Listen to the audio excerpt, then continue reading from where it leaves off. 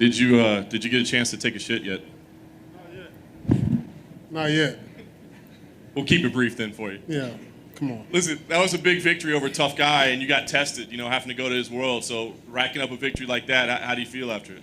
I feel good. He fought just like we thought he was going to fight.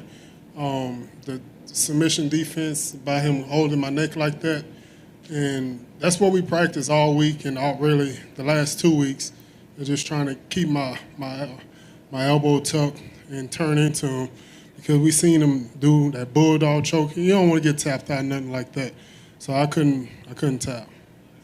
I can't imagine the game plan included any bit of going to the ground and getting in a submission battle with him. But you did. Obviously, you were down there for quite a bit. What was going through your head at that time? Was there any panic or concern? Did you feel like you were okay? What was it? I was wishing there was crowds in the stands because I was snorting, like making funny noise while you're choking the hell out of my neck. And I was like, damn, I'm making too much noise. I wanted they could hear it on TV. So I can't tap like that. And I know my kids watching. They're going to tease me forever. Well, you showed some nice escapes, some nice sweeps. I mean, you got out of some bad positions. So, I mean, did you know you had jiu-jitsu skills at that level? Or is this something that just kind of really developed in this camp? Or is this something you've always had? No, I knew I had. I'm one of the baddest blue belts in Texas. Not in the world. I probably am the baddest blue belt in the world. Right, Joe? I got a stripe tonight, so we'll see. Keep underestimating. You could tell on that squeeze at the end of the first round, man, he was giving it everything he had. His face was grimacing. How tight was it? Were you in danger at all? Was that a tough check for you there? It was pretty tight. At first, I thought that said it was 30 seconds left. Then I heard 40 seconds left. Then I heard 35 seconds left. I'm like, damn. And I started looking at him. Then I looked at Herb Dean. And then I heard the 10-second class. I said, okay, thank God, shit. And that was it. I didn't want to get back in that position again, so that's why I came back out in the second round and wanted to finish him. Let's say incredible finish to start the second round. I mean, were you planning on that? Did it come in the moment? I mean, did you scout it like, hey, I know I can land this leaping knee on him, or did that just come to you at the time? What was the sequence? I really wasn't tired in the second round, so I knew that he was tired because I seen him relaxing his legs on the cage, and I was like, oh, hold up, what are you doing? I ain't never seen nobody do that before, so I thought he gave up. And I said, okay, he doing exactly what my coach said he would do, like gas himself out trying to get a submission. So I said, okay, he's gone. So I just got to pick my shots. Afterwards, you said you're not going to take another fight until you get down into the 250s, lose a little bit of weight. I mean, we always hear that you've lost weight, you're in good, but I mean, you really feel the need to get that low before you fight again? Yeah, I believe so. I owe it to the fans. I owe it to everyone that support me. I got to really take it more serious than what I have been. And dealing with this COVID, it's like my coach, he caught COVID, my strength and conditioning caught COVID, and so it's like we got to take it more serious. So we're going to just wait and see after the election and stuff like that. Maybe the COVID go away, all of a sudden. So we'll see. The last thing for me, what does make sense for you as the next opponent? I mean, you're up at the top of the division. Some people have been saying your name a little bit, but what makes sense for you as a matchup? Curtis Blaze makes sense. Ngannou makes sense. Overeem makes sense.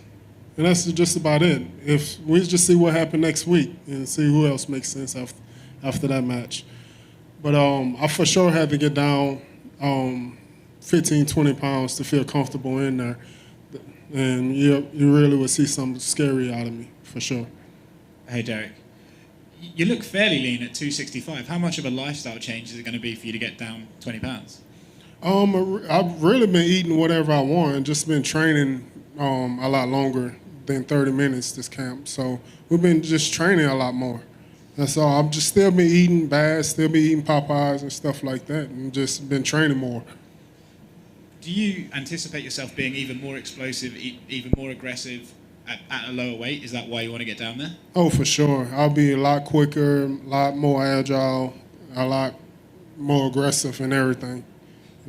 I don't know if you saw it, but you mentioned his name. Curtis Blades actually called you out right after the fight. He says he's got dibs on fighting you next. Is that the sort of guy that you're interested in, or would you rather maybe a guy who can meet you on the feet because you just spent so long practicing for a grappler? Nah, that'd be perfect to fight Curtis next. So all he's gonna do is try to grab me and hold me and try to win by decision. It's not gonna try to finish me. If he do try to finish me, that's fine. But I believe I could take Curtis down and punish him on the ground. Yeah, put that on the headlines. Make the headlines. Go ahead. Type it. That's headlines right there. I'm going to take Curtis Blades down and finish him. Okay, thanks for the headline. And lastly, you gave an impressive list of sponsors at the end of your interview. I just wanted to make sure there wasn't any that you missed out. Yeah, I did miss some out. And I appreciate Grindhouse Strength and Conditioning. And Main Street, my coach head gym. And Gracie Baja. I appreciate Henzo Gracie. I appreciate y'all. You know, they helped me on the ground and stuff like that. And, you know, I'm pretty sure I forgot somebody. Yeah, but it'll come back to me later. Derek, Jim Greasehover, Cage Side Seat. Just want to ask you, congrats on the win. What has it been like for you in the COVID era? Because obviously you have a lot of people who look up to you too, and you care about your community. You're always making people laugh.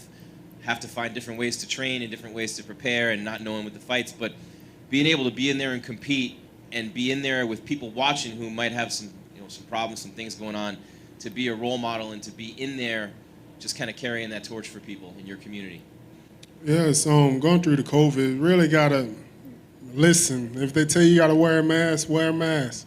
They tell you can't come in to this facility or whatever without wearing a mask or touching people, stay 6 feet apart, just do it. Me dealing with this, it's like I just had to listen to whatever they told me to do because of my kids.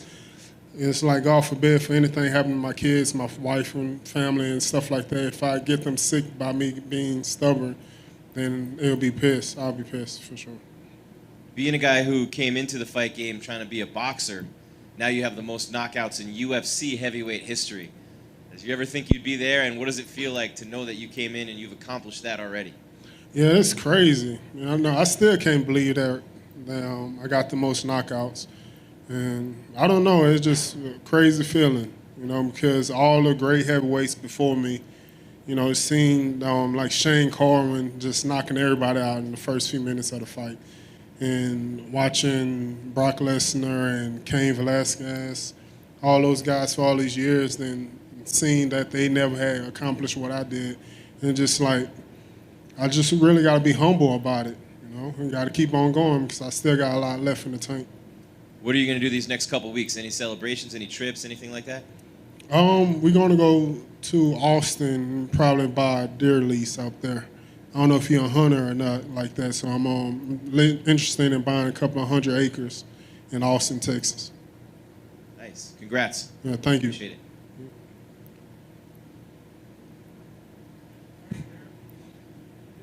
Good night. Appreciate it. Yeah, Monster don't sponsor me. We try to reach out to them and try to sponsor me before the DC fight, and I couldn't get no call, no show, so that's the reason why I didn't have Monster up there. But shout out to Bang. If Bang want to sponsor me, holla at your boy. Swing and bang, baby. I'm out.